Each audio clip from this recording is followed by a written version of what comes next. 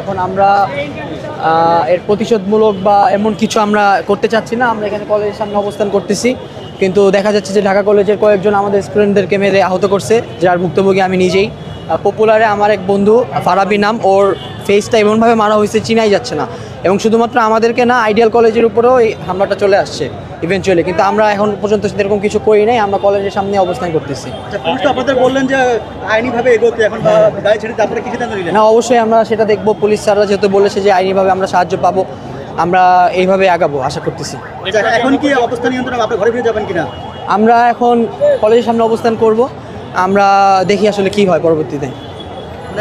আমরা আইনিভাবে আগানোর চেষ্টা করছি, কিন্তু ওরা বারবার উস্কানিমূলক কথাবার্তা বলছে, বারবার এদিকে আগাচ্ছে। এই জন্য আমরা আর কি মানে উস্কানি যেহেতু দিচ্ছি, আমাদের তো বেরোতে হবে, আমাদের তো প্রবেশ করতে হবে। শান্তির বার্তা দিচ্ছেন না? শান্তির বার্তা আমরা তো ক্যাম্পাসে আসছি, কিন্তু ওরা বারবার ওদের ক্যাম্পাস থেকে এই সায়েন্স ল্যাব মোড় পর্যন্ত চলে আসতেছে।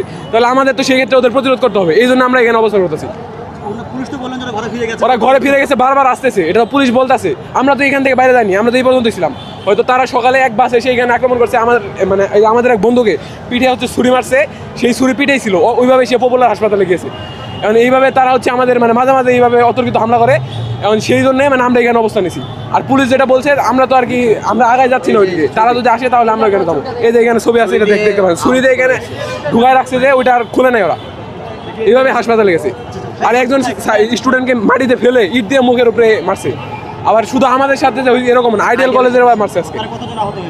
আমাদের প্রায় 10 জনের অধিক হাসপাতালে পপুলারে ভর্তি, আর এইটুকুই আর কি। আর কিছু এমনি স্বাভাবিকভাবে ঘটনা তারা হঠাৎ করে আজকে সকালে এই হ্যাপি আর্কিডে আমাদের 3-4 জন ছিল এখানে, কলেজে আসার আগে অনেকে প্রাইভেট পড়ে, সেই জন্য ওখানে ছিল।